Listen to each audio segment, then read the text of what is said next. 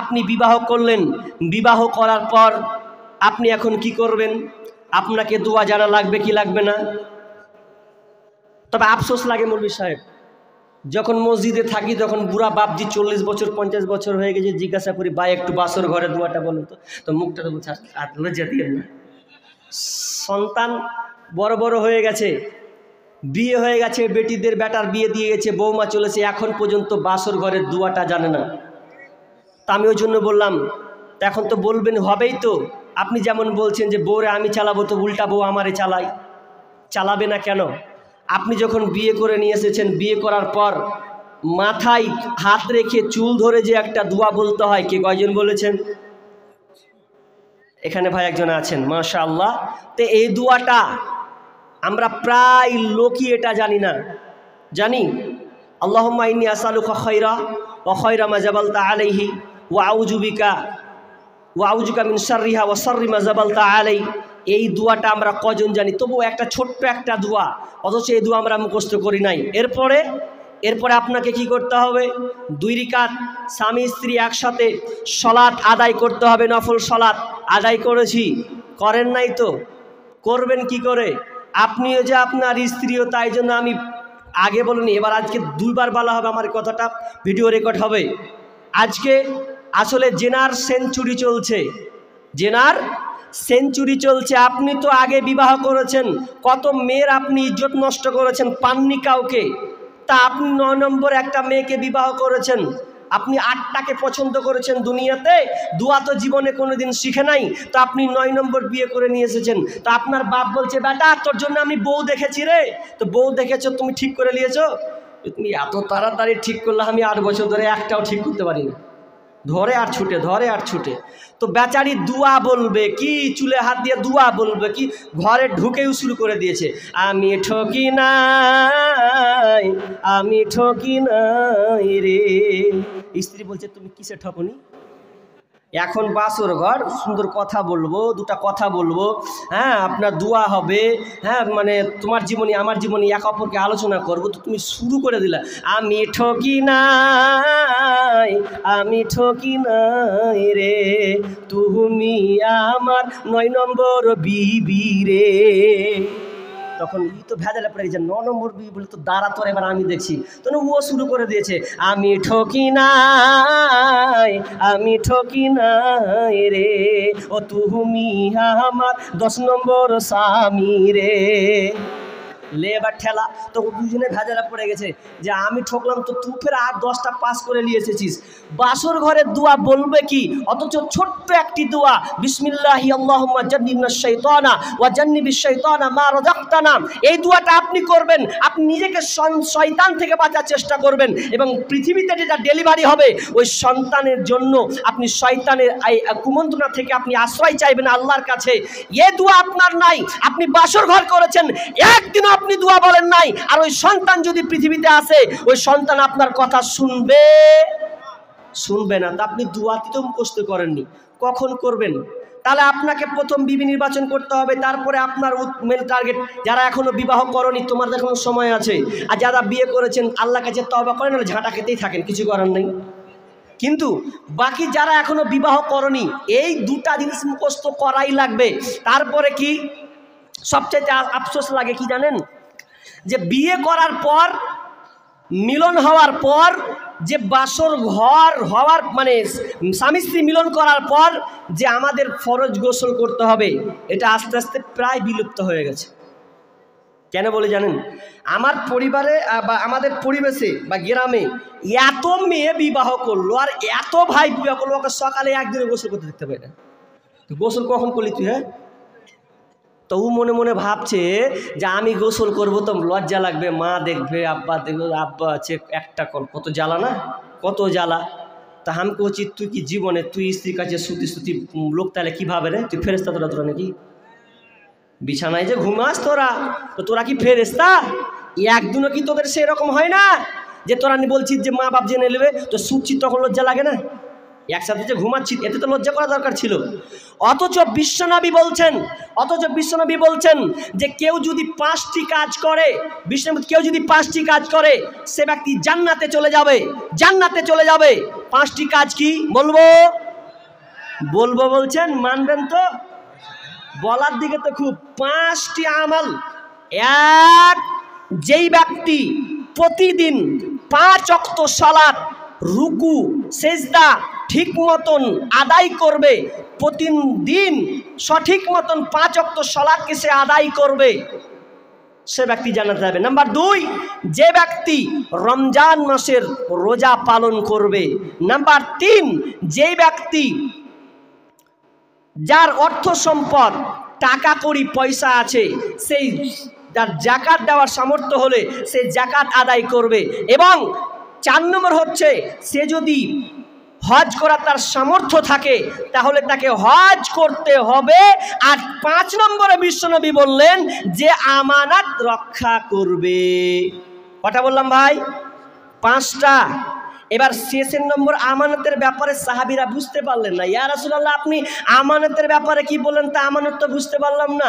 তখন বিশ্বনবী বলছেন আমানত হচ্ছে নাপাকির গোসল করা। আসলে এটা খুবই কঠিন নয়, আপনাকে বলি, একটু ব্যাখ্যা বলি, বুঝতে পারবেন কেন কঠিন। জিহাদে যুদ্ধ করা সহজ আছে, এটা সহজ।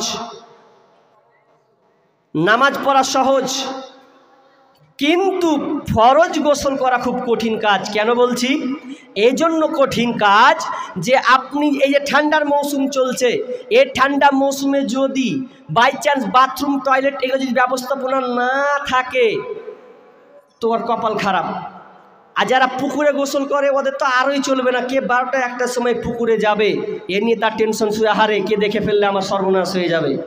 নাপাকির গোসল করা এত কঠিন কাজ, অথচ বিশ্বনবী বলছেন কেউ যদি এটা করে দেয় তাহলে তার জন্য জান্নাত, সে জান্নাতে চলে যাবে। কিন্তু আমরা নাপাকির গোসল কয়জন করেছি? করি না, লজ্জাবোধ মনে করছি।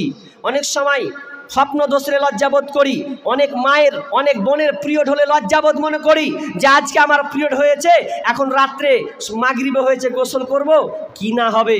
মা জিজ্ঞাসা করতে মানে মায়ের কাছে হয়তো কেমন লাগবে, আব্বা আছে এটা কেমন লাগবে, এই টেনশন আপনার শুরু করে। অথচ এটা আপনার আমানত, এটা হচ্ছে আপনার আমানত। এই আমানত আপনাকে রক্ষা করতে হবে। নাপাকি আজকে বর্তমানে আমরা প্রায় লোক, ছেলেরা মেয়েরা পর্যন্ত 8টা 10টা 11টা পর্যন্ত, দুপুর পর্যন্ত সে নাপাক অবস্থায় থাকে, কিন্তু সে পবিত্র হচ্ছে না। আশ্চর্য লাগে। এগুলো আপনি কখন করবেন? তাহলে কি করলাম? ফরজ গোসল করা লাগবে। তারপরে নাম্বার 4 নাম্বার হচ্ছে যখন আপনি মিলন করলেন, মিলন করার পর আপনি আল্লাহকে বলবেন রব্বি হাবলি মিনাস সালিহিন, আল্লাহ তুমি আমাকে নেক সন্তান দান করো। আমরা সন্তান চাই, কিন্তু কি চাই? আল্লাহ একটা আমাকে সন্তান দাও, কিন্তু কোনোদিন বলি ভালো সন্তান দাও? বলি না। না হয় বলি ছেলে দাও, না হয় মেয়ে দাও, কিন্তু কোনোদিন বলি না রব্বি হাবলি মিনাস সালিহিন, আল্লাহ তুমি আমাকে নেক সন্তান দান করো। এটা আমরা চাই না। বরং আজকের মানুষ বড় নিমহারাম, আল্লাহকে বাদ দিয়ে দোয়া করবে কি? তারা মাজারে চলে গেছে, মাজারে গিয়ে তারা বলছে, আজকালকার মেয়েদের তো বলাই যায় না, মেয়েরা মাজারে গিয়ে সন্তান চায় কি চাই না? আপনাদের এদিকে চাই না? না, আমাদের ওইদিকে চাই। আমি পরশুদিনকে একটা কথা শুনেছি, আপনার হেসে মরে যাবেন। কি কথা জানেন? মেয়েরাই বলছে, আর আমি ওখানে আছি, তোরা বলছে যে ন্যাংটা বাবার ওই লিঙ্গ ধুয়ে যে পানিটা বের হয় ওটা যদি খায় তাহলে আল্লাহকে সন্তান দেবে। বা সাংঘাতিক কথা। এটা মেয়েরা বলছিল। কি বলছে? যে ন্যাংটা বাবার লজ্জা স্থান ধুয়ে যদি ওই পানিটা খায়, যার সন্তান হয় না ওর সন্তান হয়ে যাবে। কত বড় নিমহারাম এ চলছে বর্তমানে। জায়গায় জায়গায় ফিতনা শুরু হচ্ছে। আর মাজারে কে কি বলছে? একটা সন্তান দে রে বাবা, মিন্নতি করি তোর দরবারে, একটা সন্তান দে রে বাবা, মিন্নত করি তোর দরবারে। যদি জিন্দা পাতা, যদি মরা পাতা, পরে গাউসের উপরে ছেলে হবে ঠিকই, সেজে যাবে মোরে। যদি জিন্দা পাতা, যদি টাটকা পাতা পরে গাউসের উপরে, ছেলে হবে রে বাবা যাবে বেঁচে। অথচ সন্তান দেওয়ার মালিক কে? আল্লাহ। আল্লাহ সন্তান দেয়, আর আল্লাহকে বাদ দিয়ে তারা চলে গেছে মাজারে।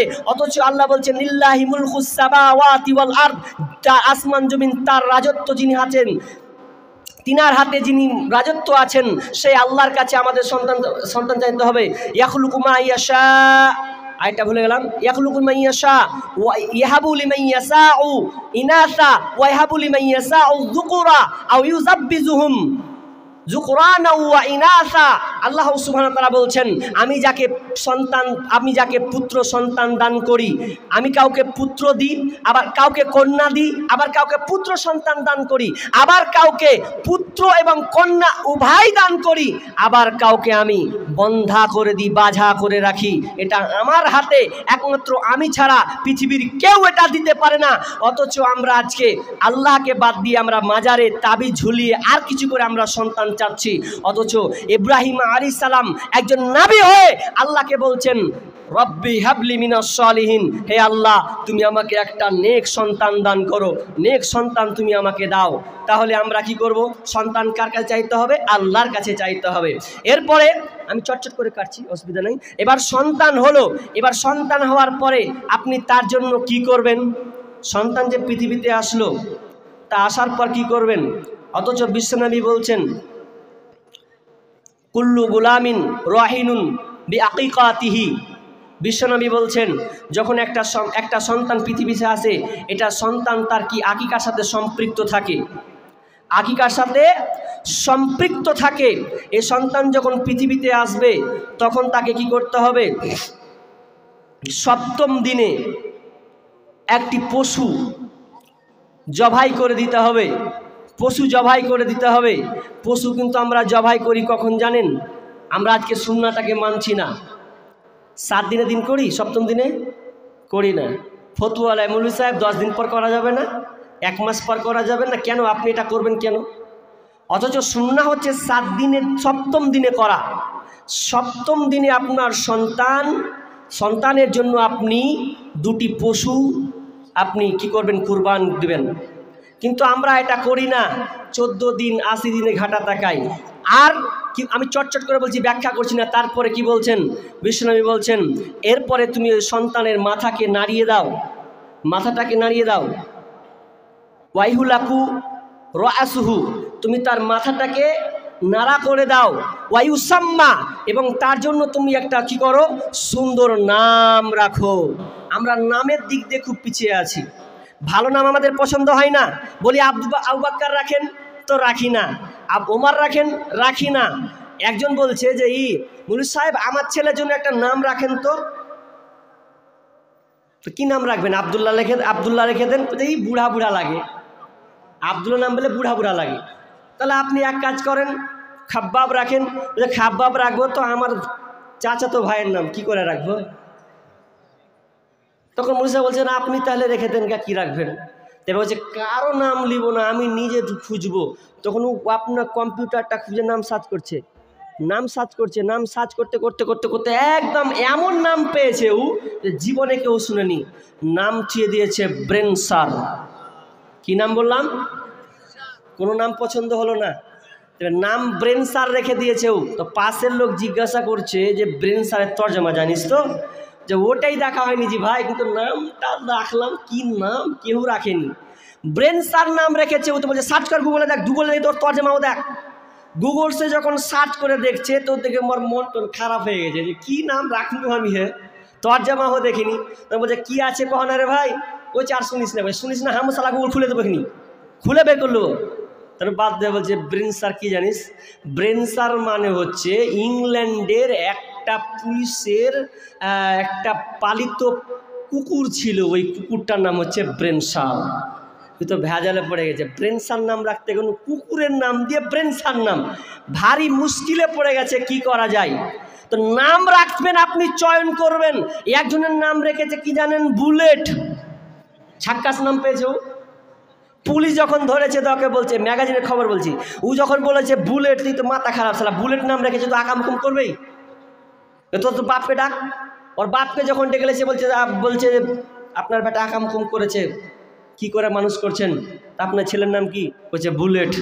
বলছে এই এক কাজ করবে, এই ছেলেটাকে ছাড়, ওর বাপকে ভর জেলে, নাম রেখে দিয়েছে বুলেট, উল্টাপাল্টা নাম রাখবেন, ভালো নাম, অর্থবহ অর্থাৎ অর্থর সঠিক যেটা ভালো আসবে সেটা দেখে আপনি নাম রাখবেন।